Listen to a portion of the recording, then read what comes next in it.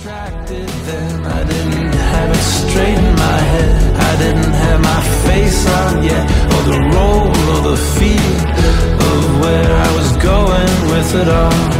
I was suffering more than I let on.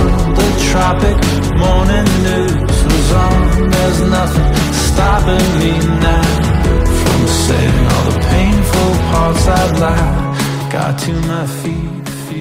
Welcome to the 2-Month Review, the weekly podcast brought to you by Open Letter and 3%, in which we take a giant book, break it down bit by bit, section by section, talk about it, analyze it, have fun, make connections, make jokes. And this season, we are doing The Remembered Part by Rodrigo Fresán, the third volume in his trilogy, which includes the Invented Part and the Dream Part, all three of which are available for sale through the Open Letter website at a discounted rate, which you can get through the link in the show notes, I guess. I don't know. You'll find it. Anyways, I'm Chad Post from Open Letter Books, joined not by Brian Wood, author of Joytime Killbox, but instead by Kaija Straumanis, also of Open Letter Books. Yes, and not author of anything. But not author of anything. Did not author anything. Not author. Translator of High Tide by Inga Abela. And Doom 94 by Yanis Yanevs. And Flesh Colored Dominoes by Siggy Sigger. Oh, Squinchy. Rest in peace, my friend. I don't know how to pronounce his name. Squinch. The language is that.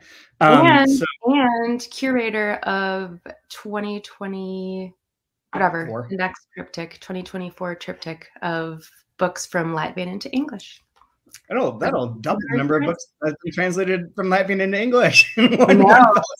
I know we are single publishing housedly driving up those numbers. Fact, it's where the translation database can come in. So, how are you doing? You all caught up on this? Like curiosity. Very caught up. How am I doing?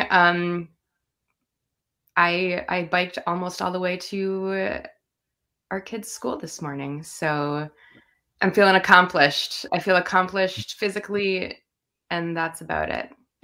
Yeah, there you go. Good. So you worked on all of these books in one capacity or another, but I know that this one is one that you're still in the process of reading along with this particular season of 2-Month Review. But before, so I want to answer questions. I could talk. For anyone who follows me on Instagram, you may have seen that I did a live Instagram. So I'm feeling fairly comfortable talking to myself about things for a while, but it'll be nice to have someone who can ask questions or they can try and explain things to, or give you like a framework for what's going on in this particular volume of Fresán's trilogy. But before we get into that, where does your sort of like feeling about the first two, where are you at? What do you remember and where are you at? Where am I at? Ironically, aptly, I remember not a whole lot, but I think that's one of the positives of reading this trilogy. I mean, in this section, it even sort of talks about like experiencing things like the airplane thing of experiencing things you've already experienced over again, and each time having a sort of like it feels new. Each time it feels new. And so going through this section in particular, where it starts to reference the invented, the dreamed, and then now the remembered, I really wonder what it would be like now to go back to the invented and the dreamed and reread those, and then reread this and just see what happens. Well, in theory, we will have someone. I'm not going to do that because I don't have infinite amounts of time, and these books are long. But someone who is doing that and is going to come on the show is Patrick Smith, who just finished rereading the Invented Part, and he's into the Dream Part. But he's doing a full reread before coming on the show, so he'll have theoretically the more recent memory of what happened, where, and when. Which we sort of pieced together over the last two episodes, more or less. I know that there's details and so on and so forth, but that we still haven't gotten to. But there is in this particular volume, for these first 150 pages approximately, there's a lot of like remember this? Do you remember this? Do you remember this sort of beats? But what you're saying about the memory, dream plus memory equals invention, or his iterations of that, that's throughout. It's not just even in this section. It's from the jump of this particular volume that it keeps referencing 3 component creation. And I would say that this book, we haven't talked about this, but the remembered part is broken up into 3 parts as well. This first part, which is, what is it called? The books, the voices, the ghosts, the swimming pools, and the kinds of things you only tell yourself when you're dreaming, you're awake and deserted and naked and flying and falling, is all on the airplane. So it is the writer on the airplane flying to Mexico, essentially, to the desert with his ardor to tear it up and to sort of like come to a resolution. So the other sections, I believe, I don't want to say too much or give too much away or count on my faulty memory, but are slightly different, are constructed differently. So this is like the last sort of like writerly rant, or the ex-writer's rant, that goes on for 354 pages of like everything that he has thought, did, hates, likes, whatever. And I was reading in this section, I don't know, well, let me ask you, what was your, and skimming through even, or like looking through this part, what was your kind of feeling about the ex-writer? Like, where does he, what do you make of him at this moment in time? I mean, he's got a one-way ticket.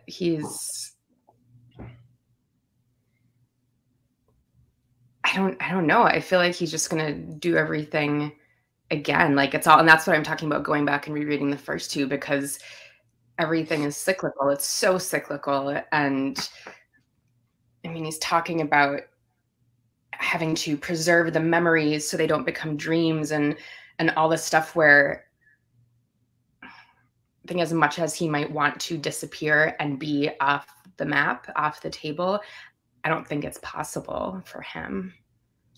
And the 3 ingrained in everything. The 3 books each have like a slightly different impulse for the writer, for our essentially a narrator, but a writer. With the first one wants to like get to the Large Hadron Collider so that he can merge with the God particle and rewrite and and correct and everything in life and everything that came before.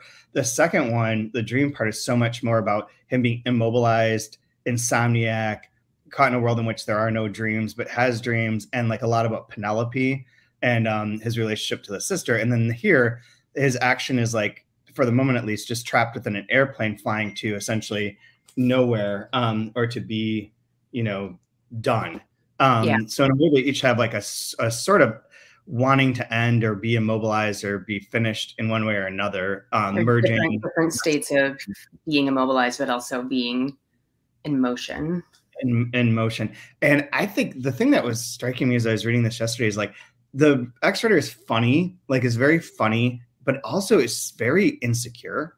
Like there's a lot of like in this part where all the things that he's ranting about and complaining about that he can make fun of and have fun times, like joking on and whatnot, are all true and are all relevant and all like tie into like the viewpoints that he's had in the past, things that like that Brian and I have recited or have agreed with that you probably do too. But also like, it's like everything that he doesn't have, he fucking hates, like every bit of it. So like the success, the like ability to win the awards. So the awards are stupid. Everything that's like not part of the writer's life or been part of the writer's life is dumb and mockable. And he is like doing all of that on this plane, pounding little glasses of whiskey, I assume, or whatever. I'm just gonna make it whiskey because all the other whatever.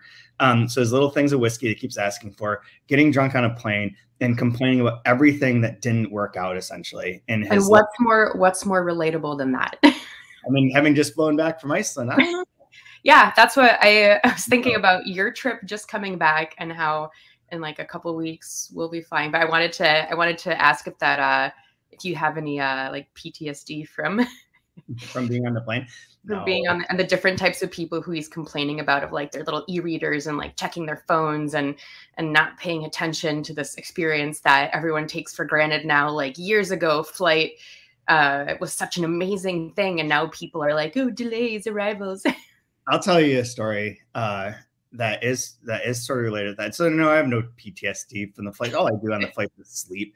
Like you put at the second, like you sit down in the plane. I sat next to people that are on this trip for, so anyone who didn't catch this in the past episodes, I went to Iceland to help be a academic assistant for a trip for alumni to Iceland, where I gave 3 lectures, well, 2.5, on the sagas, which I love, which I could talk about. I've got our Delkey author, Emily Hall, is sending me messages all this morning about how much she loves Njal saga, Victory for the Icelandic Sagas. Everyone should read it. It's amazing. It's so good. And then went on Laxness and then talked to Andre Snare Magnuson. But on this trip, like we went all over the island, all over Iceland. And there's one point early on where we had to take a flight from Reykjavik to Akureyri, which is a very short, like 45-minute flight. I mean, this is from the southwestern tip to like the northern tip, the 2 biggest cities. And it's like, you know, no real distance by plane. And we took like the regional jet. And this is sort of like a different element of what he's talking about with the airplanes of the olden times and how it was. So we just walked up to the counter, we're handed a ticket, walked to the tarmac and got on board the plane. There's zero security. There's zero like pre-board check-in, be there an hour in advance sort of vibe. It was like transportation. It was like getting on a bus, but it was a plane to go to Akureyri. And it's super wild, but it had that same, that's how planes used to be before all of the 9/11 of it. That like, you know, it was a lot more chill. You buy your ticket when you get there, like all that fun stuff. So there's like that nostalgia. But I bring that up and mention that because there is there's this thread, there's a seam, if that's the right word. What is it? A vein, a seam, whatever. All of that. Of nostalgia that runs throughout this. That's always been there a bit when he's remembering his parents, or he's remembering, but the memory is by definition essentially like a precursor to nostalgia. And the sort of struggle with nostalgia throughout this is part of that, is part of what I think makes the tension in his mind. Let me talk one more second. Is that, so like he talks about like, you know, the past, like the way that like there used to be shopping malls. There's now everyone's sedentary, everyone's online, everyone buys everything from those places. They all sit on their phones. They don't speak to each other. They're like wanting to revert to a more atavistic time that had, you know, real writers who wrote books and weren't just telling their story of their lives because they thought their lives are so interesting. Like that sort of resentment and like clinging to the past is like the danger, the negative side of nostalgia. Most nostalgia, I think, is dangerous to one degree or another. You're not pro nostalgia.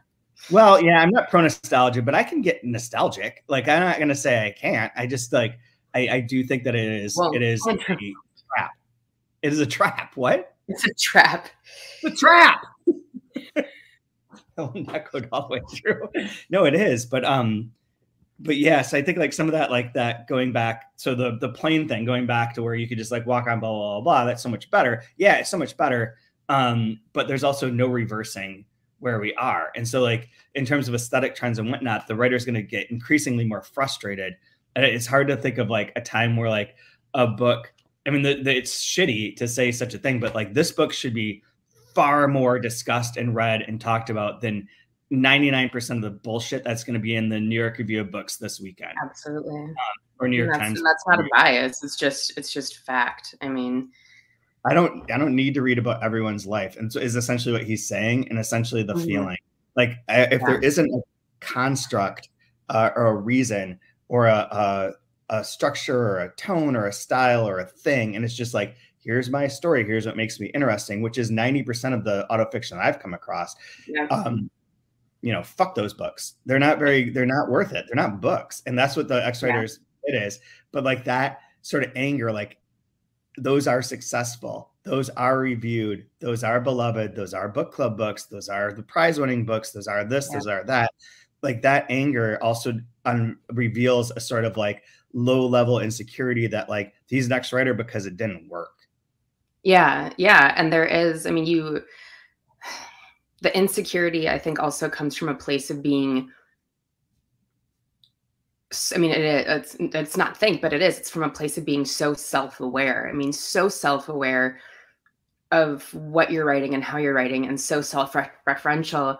And it is on on page 143 what you're talking about now, where it's talking about, you know, how he doesn't write simply, or he didn't write simply or classically. He wrote how he wrote. And what I have underlined, what I really like, is the second paragraph where he says he had a lot to tell, a lot to recount, because for him there was a lot that counted. Which, I mean, yeah, there are 3 volumes of this, and I like the simplicity of that, but it also encompasses, like, yeah, there's like, why, like what you're saying, like, why be wedded to a style or a specific thing if there's so much to recount, so why limit yourself? I like the part that comes after that. So yes, so it says, yes, he confesses it was him, he did it. He had a lot to tell, a lot to recount, because for him, there was a lot that counted. So yes, too much work, and they all ran off to realist novels, somewhere they felt a bit more at home. Thanks, you're welcome, to him, because nothing was less interesting than a writer's writer to people looking for a reader's writer. And that's like part of the whole theme of this section, the 60-page bit, is that his books, which are quote unquote considered quote experimental because they weren't full of dialogue or descriptive passages, because their characters didn't have names, so on and so forth, is that it's so intimidating and you know, requires a certain amount of attention and work and belief and, you know, patience, that people just go to those other novels because they're like, this shit is weird. I would much rather read about, like, you know, someone else's like trauma. Yeah. Yeah. In a straightforward way, normal, got it, all good. I think that the experimental in terms, one of the things that this came up in the conversation with Emily Hall, that just like that experimental is dumb as a term, but that what works better is conceptual, like a conceptual literature, conceptual novel of like how to create something is much more important than like the telling. And experimental always has that bad ring to it. Whereas really what you're generally talking about is various concepts of and strategies for narration, like not using dialogue tags, not using descriptors, not naming characters, not using active verbs. Like there's lots of like experiments, but it's more conceptual, like artistic. And I think credit for it. And if you look at it that way, I think that it becomes a little bit more approachable. And this book I think is endlessly approachable because it really is at this point in time just a rant. Like it's a rant. Yeah. And then I mean, in really smart and interesting things and interesting ideas, and you know, will make certain readers uncomfortable because the things that they really like are being attacked. And yet I also think that this is a stake in the ground it's referenced in here somewhere. I'll try and find it, where the ex-writer's like says that he's sick of always having to say, that's not me. That's not, the narrator is not me. The narrator is the narrator of the book. That's not me, even though obviously there are some similarities. You got memories and the dreams, and that's the invention, but that it's not the same person. And I think this is one where like where you really sitting that, drawing that line in the sand that this is not Rodrigo. Yeah. And that like all the bits, all the anger, all the insecurities, all the sort of half off kilter rants and insults are not him. This is still the ex-writer, and this is bringing it as close as possible to the brain cycle of that character, as like how they think and why they think that way. That's so palpable and like interesting and makes and patterned and makes sense that it would really raise that question as to like, this feels like you're just sitting down and ranting, but it's still not him. Right. So that will bring me to one question. Our starter question is, who do I have to blame then, the ex-writer or Rodrigo? For on page 84, something I have never accomplished yet is watching the entire Lost, all the seasons. This is gonna come. God damn it. Is that just what it is? What? On page on page 84, the last paragraph. Yeah. So, and yet they're credulous. So he's talking about being in business in first class. The first class thing is interesting too, as like why he's there and how that's being remarked But I'm upon. talking about Lost. I know, we'll get there. But the first class. Who do I have to blame? Is it ruined? Do I? God damn it! That's not. But that's not really what.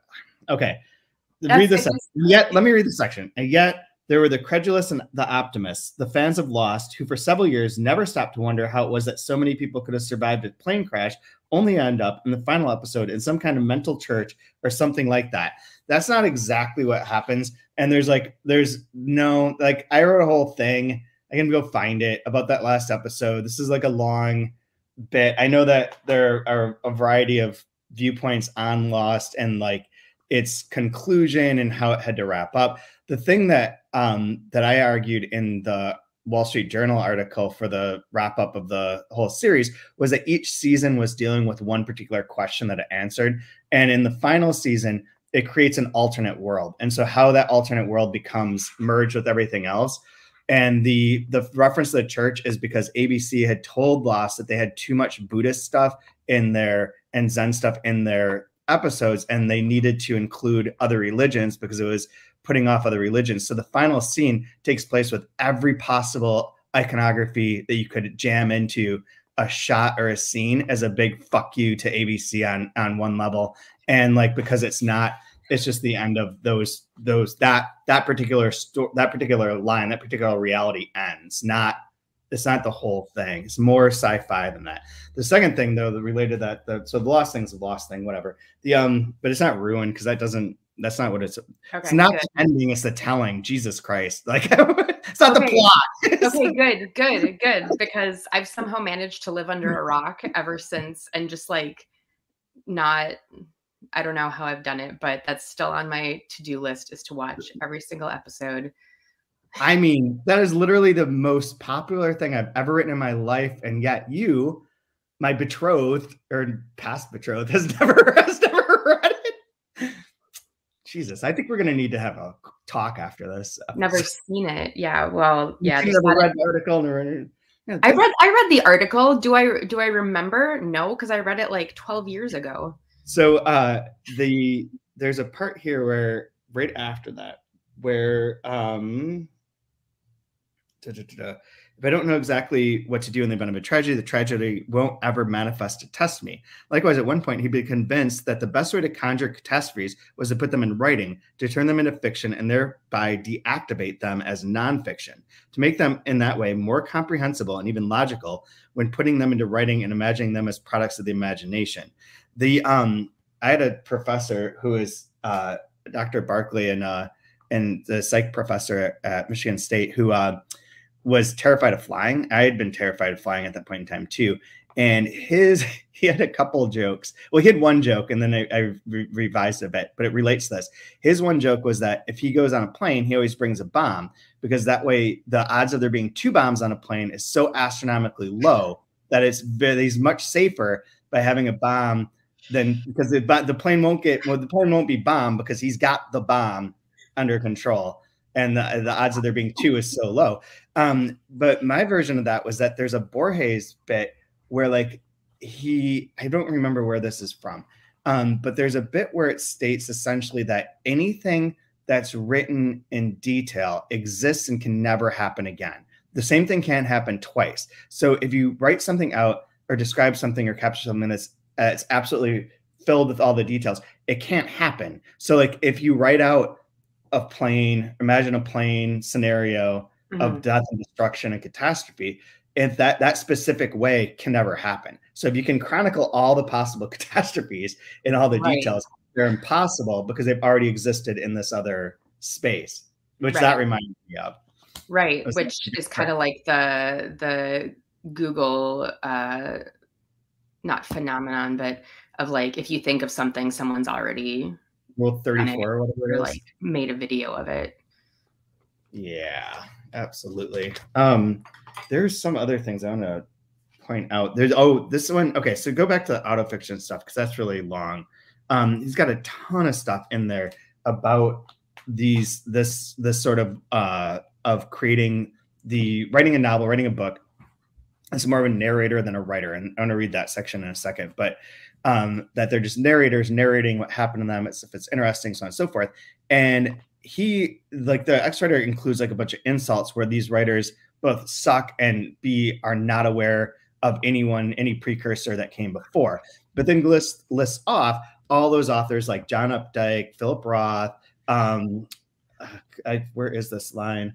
Where is it? But all the different writers who essentially, yeah, here we go. Charles Copperfield Dickens, Jack Eden London, Philip Zuckerman Roth, John Garp Irving. Yeah, John Irving's another one, in which they had written a book in which the character very much resembles them and is based within their lives. And especially with Philip Roth, like a lot of those books were like, this is the alter ego of Philip Roth, right? And so there are those books that are like historical, the writers that are great, that created books in which their main character does quite resemble them and it takes on a life of its own and is like a precursor to this autofiction mode, or like the justification of it. And yet I think that what he's trying to distinguish throughout here is that narrating is not the same as writing. So narrating that person's life is not the same as being able to write about a life in a way that like is telling. So like even the world according to Garp is more conceptual than just a straightforward linear bit to bit to bit to bit to bit or narrative. And the Roth books are all over the place. Like it is more of a craft, but without knowing those people, just assuming, oh, you could just write who you are, like write what you know and put that, and that makes a book, is crazy, or is like what he defines as crazy and is like infuriating, because those are the books that people want to read. Yeah. And it's interesting. It's interesting to be rereading this section right now, because I just did a sample of a Latvian book by Inga Gaila, which we're tentatively calling Delight. But there's a review that I read of the book that it's a really great, really glowing review, really, really detailed and well written. But it sort of brings up this idea of that, like, you can see a lot of Inga, of the author, in the story itself. You know, the main character has 2 daughters, like the haircut is similar. She's a writer. Even one of the poems she writes there's a poem of the same title that Inga has written in real life that I've also translated. And I mentioned this review to the author, and she wrote back to me and was like, but I want you to understand. She's like, the review is great, but she's like, I am not Sarma. I'm not the character. I'm not the narrator. She's like, it's not autobiographical. Like, I can see a lot of similarities also, but I don't want to say insistence, because it sounds like she's incorrect, but I think it really is interesting.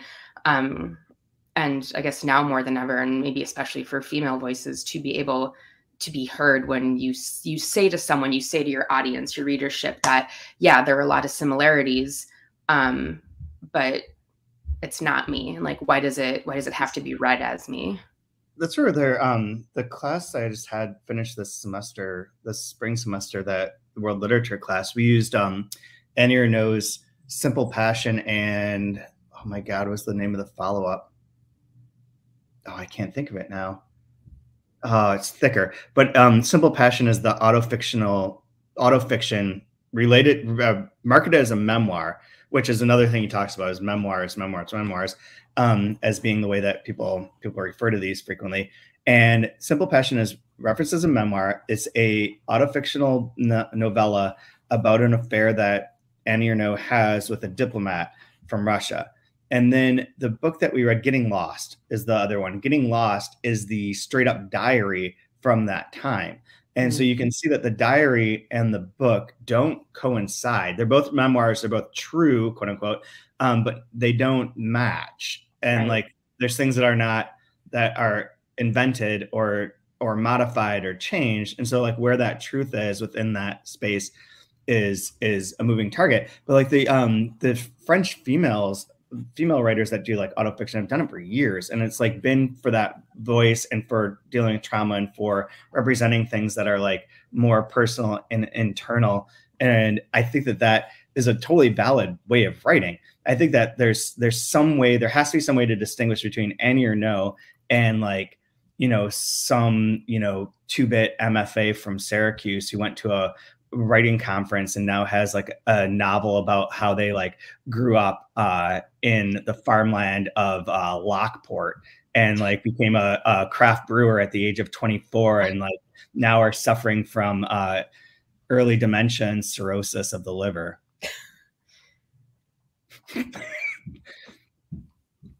Very specific, but also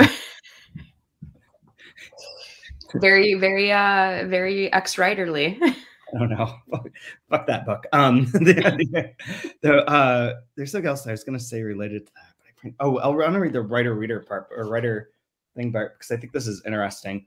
So there were more narrators and fewer writers all the time, he thought. And it was clear that the ones and the others weren't the same. A great writer wasn't the same thing as a great narrator. One great narrator was replaced by another great narrator without any great difficulty, and there were many. While the few great writers were irreplaceable and went on accumulating forever and were forever there if called upon. The books of great writers spoke a single language, all their own, that was very difficult for others to learn and master. The books of narrators of varying stature, on the other hand, all chattered in the same tongue, spinning out sentences as if composed by functional yet dispassionate automatons. Sentences like, quote, he spun on his heel and turned his back on everyone so they wouldn't see his diabolical smile as he went to Mercyhurst to learn how to become a craft brewer after his Lockport experience. I don't know where all those details came from. I think that's a good way of categorizing it. And I don't know how you start to distinguish between this. It's like the bitterness of this. Like when you start making fun of the prizes and making fun of who wins them, making fun of all the stuff, it's very shooting fish in a barrel. And also like clear that there's a little bit of jealousy and like it's very hard to distinguish like what makes those books shitty without lumping in Philip Roth and various other things. Yeah. And having to distinguish that is, I think, the whole role that criticism used to have, and that book reviewing and book discussions and writing about books and being like a literary critic and essayist had the function of serving, of like parsing the differences between that. But now, like, I can attest to like the fact that the students in my class could not give two shits about like a single review or critic. They don't know who they are. They don't count. They're like, well, we don't need no expert. We've got Goodreads and Amazon, and those are the people that matter. Like these experts might like something, but that's not what other people. That's not what people like. That's what they write about. It's like, is it a Hulu show? No, pass. How can I like that? My ex-writer base, if I can retire before I die, I can have an ex-professor character just be like, these people are so dumb. Like they believe these so. It's infuriating. Like, how can you be in a literary class and not understand literature or read? I could do a whole bit. The other thing with that is that the great narrators are the AI of the future. Like that is essentially, I could dial up. We did this last week, but we didn't record it. We didn't include it in the recording because it didn't float, but using ChatGPT to create passages from this book and to create sections, I can guarantee you that if I asked ChatGPT or one of the AIs to create me like an autofiction about a guy from Lockport, blah, blah, blah, blah, story about that bring it will create it. And it will be what people want to read more than that they want to read this because it's too long. It's got too many references. Who is this Nabokov character? I've never heard. Isn't he a pervert? Even the Henry James reference to like all the ghosts, Penelope. There's too many. Yeah. Too much. Okay, well, there is too much. There really is too much. But I'm gonna connect this to a Delkey Archive Essentials book that you are proofing right now, Writer, which I read a few pages of a couple nights ago.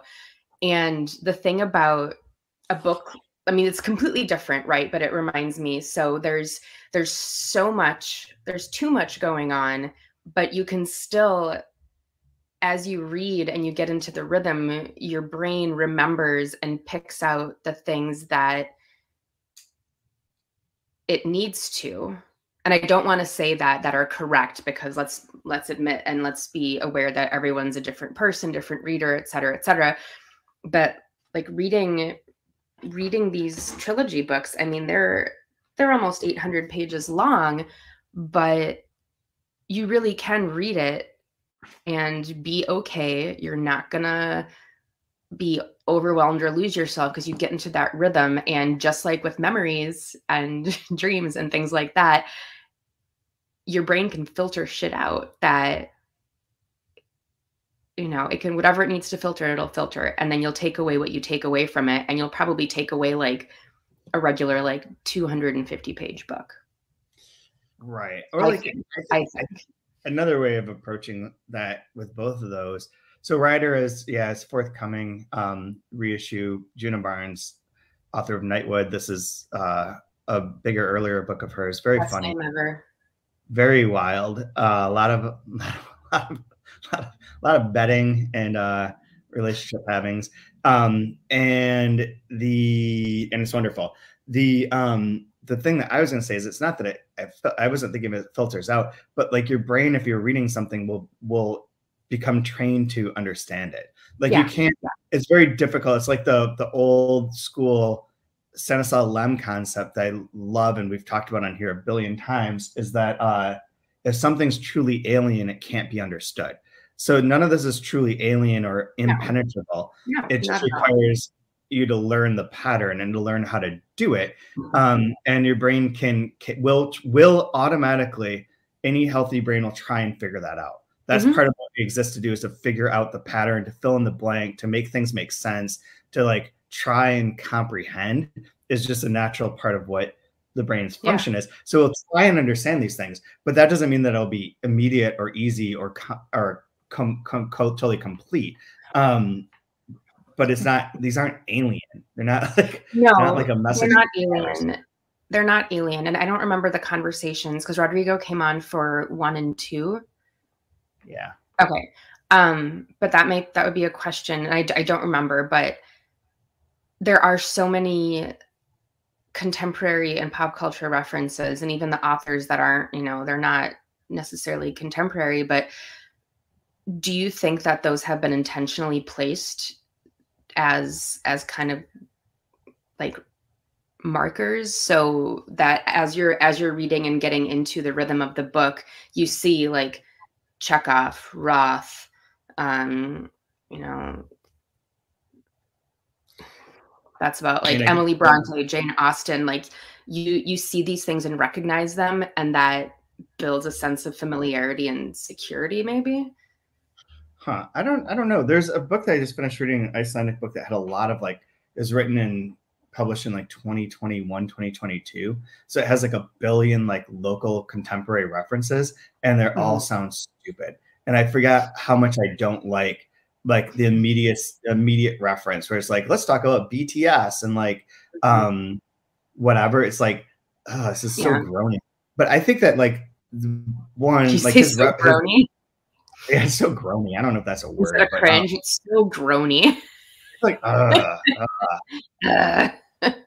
please, dear God.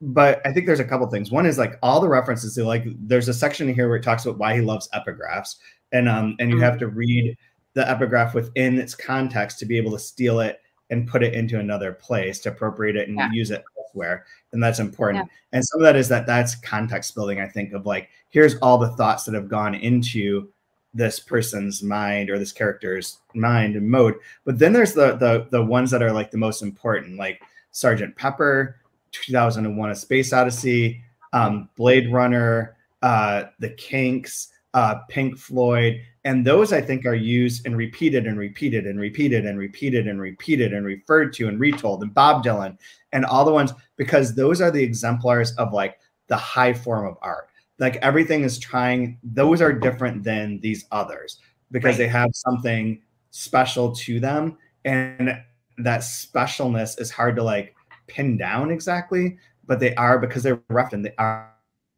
made into, it's clear that those are like the pinnacle, the foundational parts of like what the writer wants its art to be.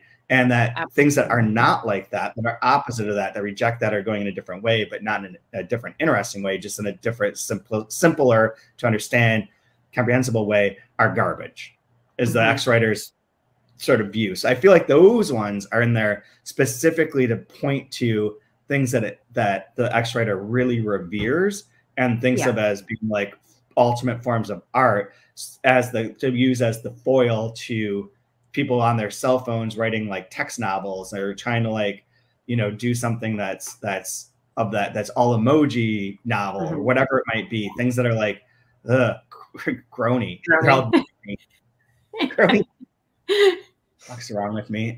There's like that I think is there, you know, and that defines too, like his on page 114, there's a couple of 14 and 15, there's a couple things that sent out in terms of like the ex-writer's relationship to writers and to his writing. And this one in particular, I think is very much both. This is Rodrigo's approach to some degree, although we know that he maps things out and has like a real structures. There's also this.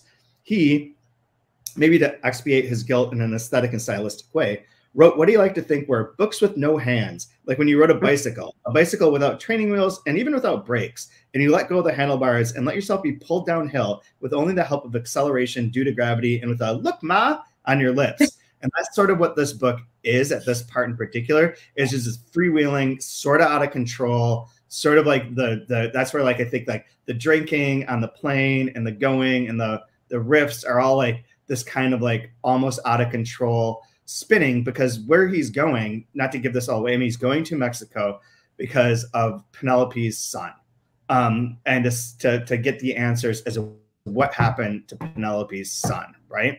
Who's been gone since the first book, has always been in the background, is the son that he can't name from last week's episode, is the character that he can't name because it'd be too painful to remember his loss, so on and so forth, that he always thought of as like, never referred to as like a nephew, but always as like a son, so on and so forth. And then the other thing that this ties into is that comparison of his like freewheeling, out of control, let it all out sort of vibe, which is what both like, you know, I think infuriates some readers and also like gives great joy to others, is that the contrary to that, the people that aren't doing that and that aren't reading like that are like the ones below that look at a Mark Rothko painting and think, or Jackson Pollock and think, hey, I could do that too. All those people who thought that thinking about writing a book was almost the same thing as writing it. Comes up later too, where he says, where is it? It's right here. I'll find it in a second. But there's another part that ties into that. Here it is. Because the important thing wasn't what enthused you, but to be an enthusiast who enthused everyone else's hunger for enthusiasm. The important thing was to post yourself posting. And that's very much what this writer sort of vibe is.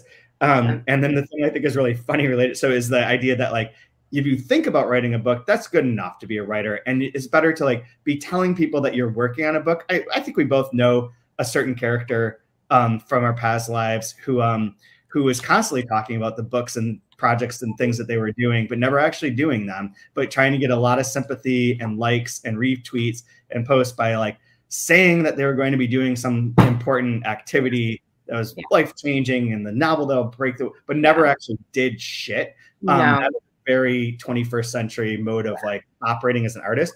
Like and capitalizing on the idea, not on the not actually creating content. Yeah. They're like the posting with yourself posting would be funny, of a picture of yourself posting a picture of yourself sort of vibe. And that would be probably super viral.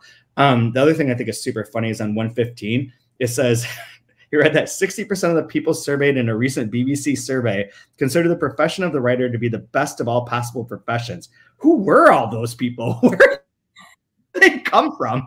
Which is true. Like, who are you? What are you even talking about? Like, best of all possible professions? Give me a break. They're not about, like, how clearly. You're penniless and like, and it's hard to write a book. It's hard to even writing this, which you think is off rails, pure rant, stream of consciousness, all that stuff. This is really hard to do. Like having and to do it for 350 pages is really, really hard to do as part of a 2,000 page magnum opus of like David Lynchian quality. That's really, really, really, really hard to do. Like it's not.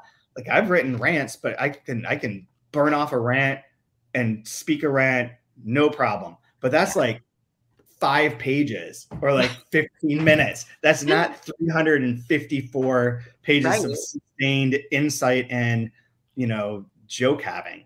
And to keep it all straight. yeah, keep it all straight. Like, so all hail Rodrigo and all hail Will as well, because just making it all work for sure. Yeah. So we can start to wrap up here too. I don't think there's anything. The only other thing I was going to mention is that there's several vampire references in this section, and Dracula's mentioned once. We know Dracula is coming within the context of the book. The way that Wuthering Heights, those other thing I was going to say, Wuthering Heights served as like that sort of framework for parts of how to interpret dream part, and Dracula is going to show up here. Ghosts and Dracula show up. And the vampiric sort of nature of culture and of that sort of reader, I think those two things are kind of getting tied together. We did start a bit. I don't know if you saw this last time of like where I used my bookmarks and my guys, my cards. And there's this running trope among like baseball and sports nerds of like pulling out old baseball cards, and you can remembering some guys, because there's like so many players. There's so many players, and they all have names like Adam Scott and shit like that, or like Cab Calloway. That's not true. That was like definitely not a baseball player, but you know, they're wacky. So I pulled out a new one for today, and I remember the guy, someone that you'll actually remember, I'm pretty sure, is this crazy ass card, Bow Breaker, of Bo Jackson just smashing a bat over his knee. Look at that motherfucker go. Like, that guy was a beast. Like, he is going to be my guy that I remember for the next section of this book. So long, Ray Langford. You are now retired. You were my favorite player for like 6 years, but you are no longer part of this saga. Do you have a favorite out of the saga? You're out of the saga, Ray. Player. He was actually really good. Like, I thought he was like pretty good, but he was like legitimately great. Excellent. I have. There's no baseball content. It doesn't count. We've had lost David Lynch in baseball, so we're good. Bingo. Rap content is here too. I have a favorite part of a line. Yes. You go first. I'll mark mine in a little highlighter, and I can't find it. Okay, on page 95, about in the middle, blah blah blah, where he's remembering like talking to Penelope, and just the part where Penelope says like, oh, I ran into your dear Emily Bronte there, and she told me to tell you that you totally misunderstood her book. That's another whole element to this that we did not talk about. And then the Jane Austen of like, oh, it's totally fine that Jane's face is on the money, but I just like that, like, oh, I ran into one of your favorite authors. She says you don't get it. That's like, part of that, like, where because the character, the X-Rider, is born dead, if you remember. So he talks about having been on the other side already. And that's one of the things too that's motivating this bit, is that Penelope is immensely successful. She's not one of those narrator authors, but she is, you know, telling the Tulpa stories and becomes insanely popular and has all the success and makes all the money and all that. And he is got a jealousy of her that's latent here. That is like, you know, my fiction is also counts. My writing also, I was the writer doing all this work, and you just like lucked into everything.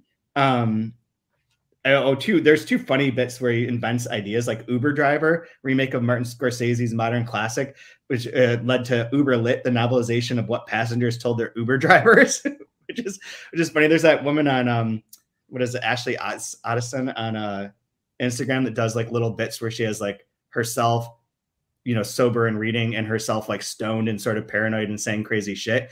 And there's one the other day where she's, what's that? I don't think I know this. I must know it. Yeah, you've seen it. She's the one that does all the back and forth, and like her stone person the other day was like, as a kid, we were told never to get in cars with strangers. Now we pay strangers so we can get in their cars. It's a very apt point. And then there's also a funny bit that he has of like a bestseller, and the current bestseller is Oppressed, Ensnared, a memoir of assault and incest that a female author claimed to have suffered at the hands of her father for 9 months of her life. The 9 months of her own gestation, which I just had to say, like, he was always showing me his penis while he was having sex with my mom, and I was like kicking to get away, and like, oh my God, the sign of life, like very wrong and very funny. Very wrong, but also isn't that like what there are parents who have that fear of like, oh, you know, the woman's pregnant now, you can't, just don't do anything, don't just stay out. So I have two. I'm going to do two. I'm going to cheat. One is on 118. This is just by itself because it's easier to paint naked people than clothed people. I love that. And then the one that I used as a quote earlier today, 137. That's why, in addition, contemplating the past, first rereading it and then rewriting it, is only bearable if you dress it up in the nostalgia devoted to something that'll never happen again, but that having happened keeps happening and changing depending on the voice of the person reinterpreting it. I really love that section too. Yeah. So I don't know where we go to next week. Do you have anything that you want to plug or say? I do. I do have one last thing. Two, in fact, but one is just as a shout out.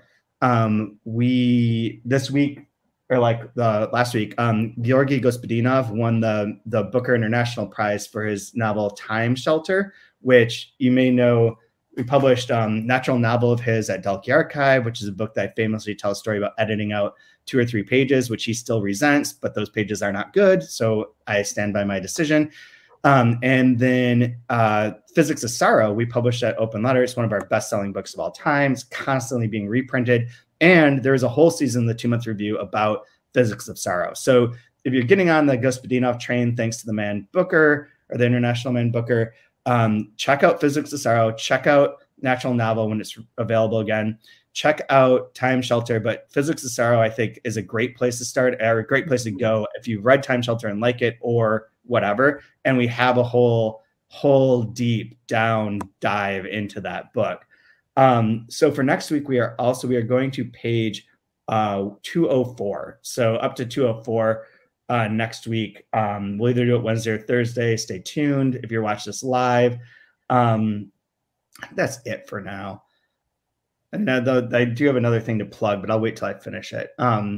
I think it fits in with this series very, very well. So as a teaser, if you keep listening, you'll find out about a different trilogy that I think fans of this podcast and of Rodrigo would really appreciate. But that's some professional teasing there. Professional tease.